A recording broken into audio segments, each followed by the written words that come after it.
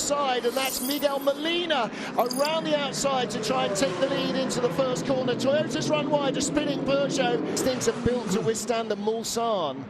Wow, see how it almost spun the car? Almost collected by the McLaren. Puts the drivers under a lot of pressure. Now look further back in the field, there's already the BMW Peugeot.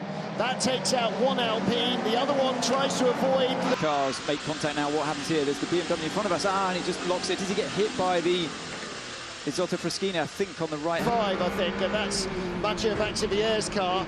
There's the Isotta, that's the view from the Isotta Fraschini. So the Isotta hit the Alpine. Yeah, so this car we're on board with now, the Peugeot had contact from behind. That's Di Resta. Yeah, there's the contact. So this car, it's the Alpine into the Peugeot. Exactly. And which was the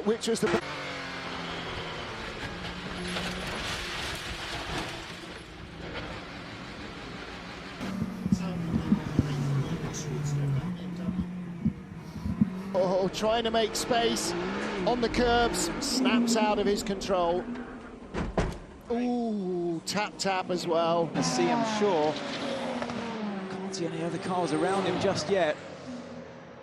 I'd say that was just a bit of a lock-up, wasn't it? Yeah, here we go. So the right going misses, and yeah, that launches the car over the left-hand curb.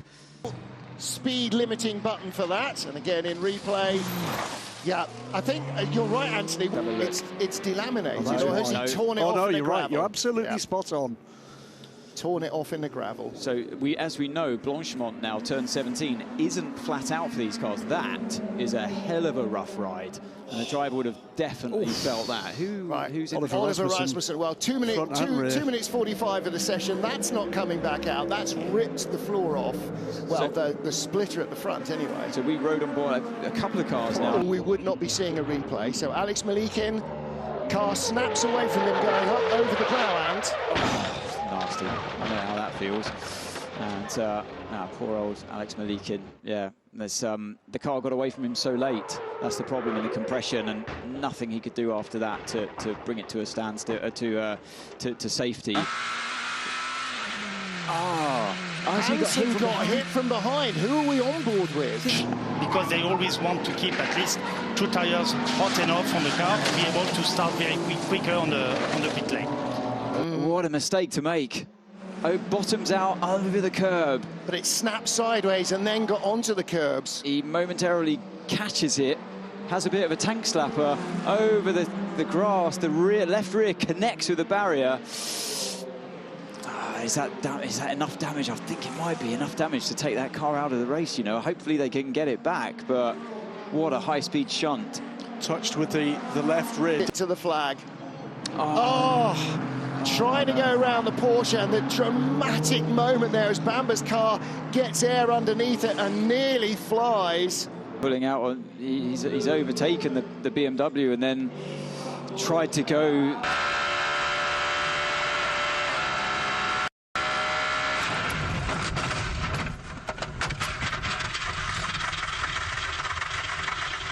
In the rear of the car, and I've seen this happen quite a few times on that straight, actually. That was a horrible impact. That was, yeah.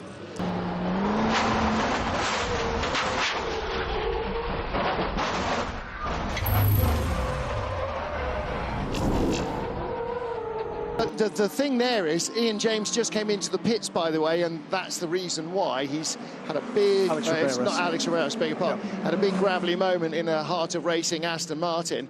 What you don't do, even if you know you're going to run out of fuel... That's the Julian Andlauer off, isn't it? Oh my. Now does this tell us why the red flag? Yes, because there is a car off coming through Tête Rouge, and it ends up in a dangerous place. Yeah, because if you run wide there... That's the number 2 Cadillac. It is, isn't Cadillac. Oh, and so basically he's had a tank slapper moment there in Tête Rouge. And couldn't get going. And if anybody else goes wide and hits that board here... Oh, it gets wrong. And he just can't slow it down in time, can he? Oh, bang. Oof.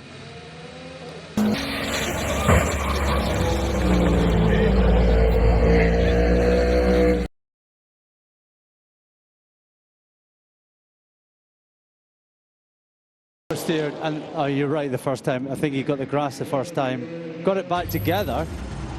Had dirty tyres potentially. Well, yes, that's had the it. snap, then it went by the other. All right, it spun round on him, yeah. Yeah, it's the filth on the tyres, isn't it? Because suddenly you've got hot. So, I've been to... Oh!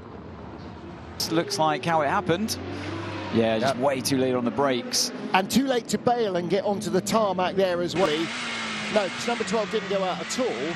He'll start 7th, number 12 will start 8th. This is why we highlighted the corner on the... I was into another car. It was into another car. Lexus! It's the Lexus, it's the family car. It's the car from the same manufacturer. Oh, he just brakes in front of it, or it totally caught him out. That would have caught me. Gone down into the Forest S's there, got it over the bump on the way down there. It's just lit the rear up under traction. Bizarre shunt.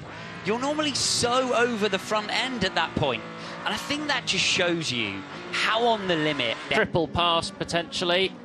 Look at that. And once again, the 47 with a third incident of the day.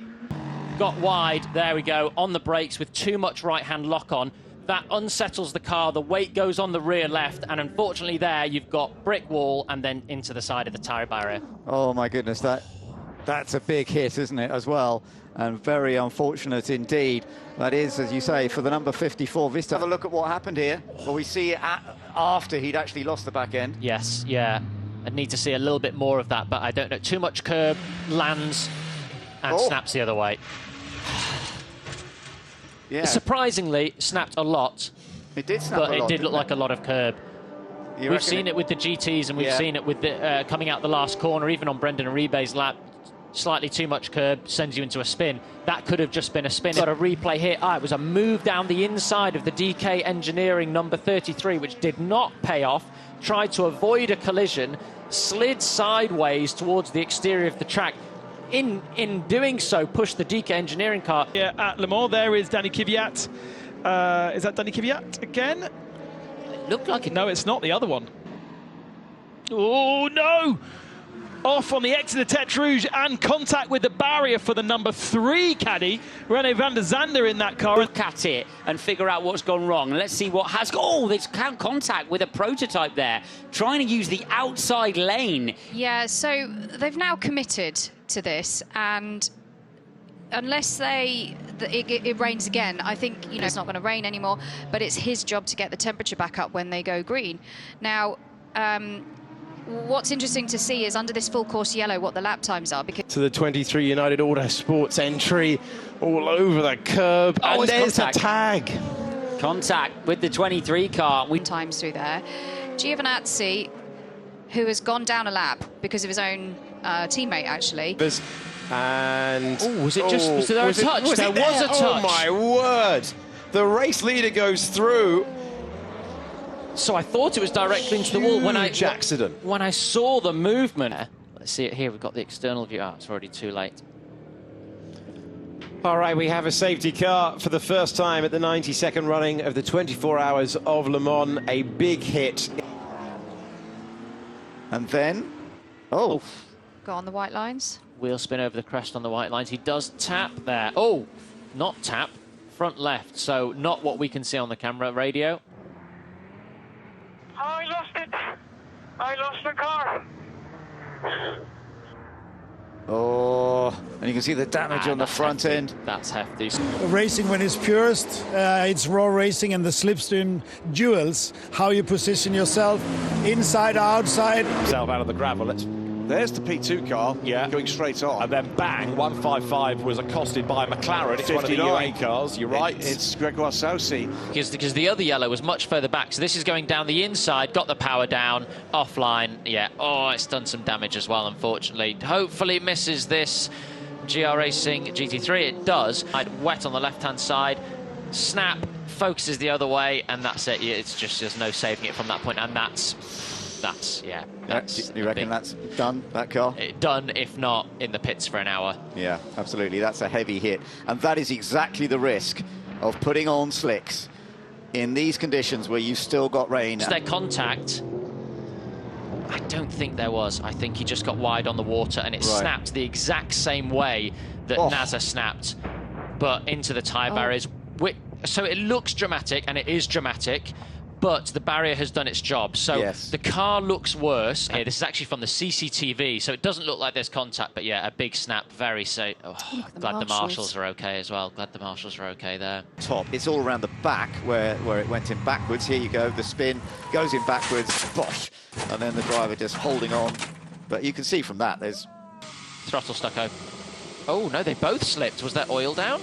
I think something did stick on. It's such a state. This is another look at the accident that took place earlier on, and he's still trying to get back to the pits. Another view of it. Oh, it's copy paste without that little tank slap over. So the compression in the middle of the Indy 1, and then when you come out, you just get that bit of dam section, and then just flicks you the other way. So here we go. Let's see. I think so. Yeah, there was a touch between them. Pierre Guidi. In the sector that you are in, and flags. Oh, it was contact with an Alpine. This is a border 91 EMA car. Has a look down the inside. And that was Van Rompuy, had just gone by Darren Leung. Happens here. So there is Thomas Floor getting alongside the 87 car of Takeshi Kimura. There's the Toto. Oh, wow. Well, it was significant contact to the rear of the Ferrari from the Porsche. Watch the Ferrari come towards us. Yasser Shaheen not expecting Fronto Aéreo. Is that contact? It's contact with the Jota car, number 12. I'm afraid. It was one move. He was trying to get into a gap that just gets too much curb. No. Oh, he gets too much car. Gets thumped by Julian Andlauer. And Matteo Cressoni eases him onto the grass. Cressoni, I think, probably distracted by the hypercar. Ferrari number 50 in a not similar position and takes out the trackside. I think he will know now. Whoa. Yes. Yeah, well, look in the rear-view mirror. Quite the clunk. You and I will know that. Oh, dear. Yeah, that was quite the clunk. Again, but it's a four-way fight. Down towards turn 12 and contact with the Cadillac and the Alpine there. Yeah, the Alpine just turned in on the... Cool message to if you get alongside somebody and they don't lift, then... Grey, driver knob grey. Sarabobi properly. It's contact with the Porsche. That's number 6. It's the championship leading Porsche. Well, why were they both off track?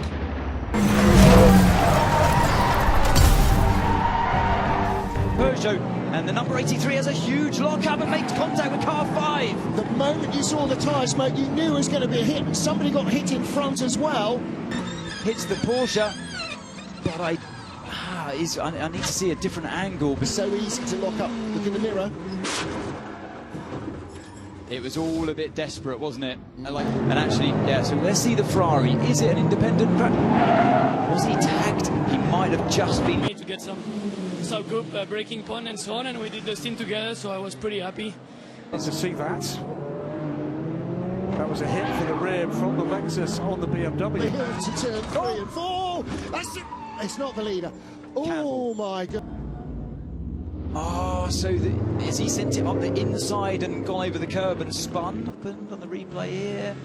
Oh, that's where Mantai's puncture came in, and he has to jink out to the outside because of the GT car on the inside, and that caused this situation. Wow. Left-hand side to go round the outside. It was Egil for the lead.